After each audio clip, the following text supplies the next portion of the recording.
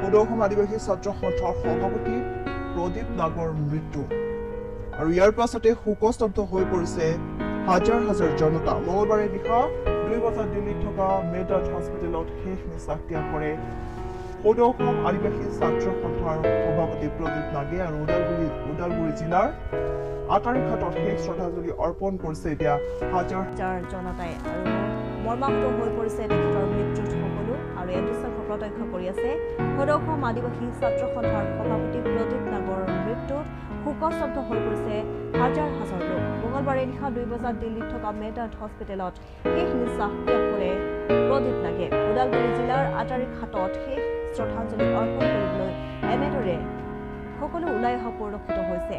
সদৌ আদিবাসী ছাত্ৰ সন্থাৰ সভাপতি প্ৰদীপ নাগ আৰু আমাৰ মাজত নাই আৰু মঙলবাৰে নিশা 2 বজাত দিল্লীত থকা মেডাৰ্ড হস্পিটেলত শেষ নিশ্বাস ত্যাগ কৰে প্ৰদীপ নাগে আৰু আজি ওদালগুৰি জিলাৰ আটাৰীঘাটত শেষ শ্ৰদ্ধাঞ্জলি অৰ্পণ কৰিবলৈ এনেদৰে ওলাই অহা পৰিলক্ষিত হ'ল হাজাৰ হাজাৰ আদিবাসী জনগোষ্ঠীৰ লোকৰ লগতে বিভিন্ন জাতি জনগোষ্ঠীৰ লোক আৰু এয়া সকলো মৰ্মাহত হৈ পৰা পৰিলক্ষিত হৈছে।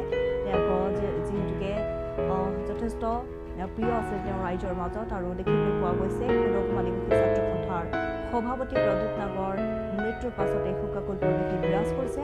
হাজাৰ হাজাৰ জনতাই এনেদৰে ওলাই আহিছে শেষ শ্ৰদ্ধাঞ্জলি অৰ্পণ কৰিবলৈ আৰু মঙলবাৰে নিশা 2 বজাত দিল্লীত থকা মেডাৰ্ড হস্পিটেলত শেষ নিশ্বাস ত্যাগ কৰে প্ৰদীপ নাগে। ওদালগুৰি জিলাৰ আটাৰীঘাটত শেষ শ্ৰদ্ধাঞ্জলি অৰ্পণ কৰা হয় প্ৰদীপ নাগক আৰু এই সন্দৰ্ভত কিছু মন্তব্য আছে প্ৰত্যক্ষ কৰিছে ৰাইজে। দুখ আৰু মৰ্মান্তিৰ আমি ক'ব লাগিব কাৰণ প্ৰদীপ নাগ ডাঙৰীয়া তেখেতে এটা সংগঠনৰ নেতা, কিন্তু তেওঁ সকলো জাতি জনগোষ্ঠীৰ কাৰণে আৱেগিকৰ এজন নিষ্ঠাৱান এজন নেতা আছিলে। আমি তেখেতক নিখিল বড়ো ছাত্ৰ সন্থা কৰি থকা সময়ত পাই আহিছোঁ। তেখেতৰ লগত আমাৰ ঘনিষ্ঠতা আছিলে আৰু তেখেতে এই আটাৰীঘাট বা আমাৰ ওদালগুৰি অঞ্চলৰ সকলো গাঁৱতে সকলো অঞ্চলতে ঘূৰিছে। তাৰ বাদেও অসমতো বিভিন্ন প্ৰান্তত তেখেতে ঘূৰি পেলাই আদিবাসীসকলৰ যিটো অধিকাৰ, তেওঁলোকৰ যিটো প্ৰাপ্য শিক্ষাৰ পৰাই ৰাজনৈতিক সামাজিক সকলো দিশতে তেখেতে জাগৃত কৰিছিলে আৰু আমি ভাবা নাছিলোঁ তেখেতে অকালত মৃত্যু হ'ব, কিন্তু এইটো ভগৱানৰ লীলা বুলি আমি ক'ব লাগিব। আৰু তেখেতে অকালত হেৰাই যোৱাত অকল আদিবাসী বুলি নহয়, মই ভাবোঁ সমগ্ৰ ভাৰতবৰ্ষৰ যিসকল পিছপৰা জাতি জনগোষ্ঠী, সেই পিছপৰা জাতি জনগোষ্ঠীৰ কাৰণে অপূৰণীয় ক্ষতি বুলি মই ক'ব বিচাৰিম।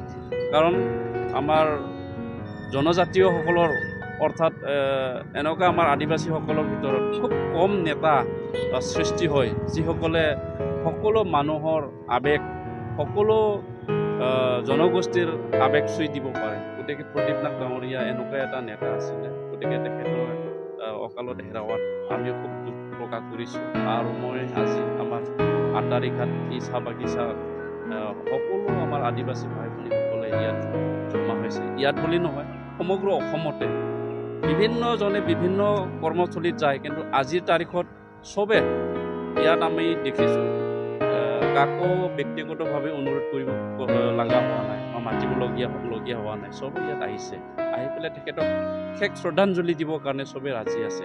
এইটোৰ পৰা আমি দেখিবলৈ পাওঁ তেওঁৰ জনপ্ৰিয়তা কিমান আছিলে আৰু তেওঁ আমাৰ জাতিটোৰ বাবে বা আমাৰ সকলো পিছপৰা শ্ৰেণীসকলৰ কাৰণে কিমান আৱেগকৰ বা কিমান আমাৰ হৃদয় চুই পৰা এজন নেতা আছিলে। গতিকে তেখেতৰ আমি প্ৰাৰ্থনা কৰিছোঁ তেখেতৰ আত্মাই যাতে স্বৰ্গত স্থান পায় আৰু মই কামনা কৰিছোঁ আমাৰ আদিবাসীসকলৰ যিসকল নেতা আছে এই নেতাসকলে তেখেতৰ যিটো আদৰুৱা সপোন, সেই সপোনটো তেওঁলোকে বাস্তৱত ৰূপায়ণ কৰিবৰ কাৰণে তেওঁলোকে তেখেতৰ হৈ কাম কৰিব, মই সেইটো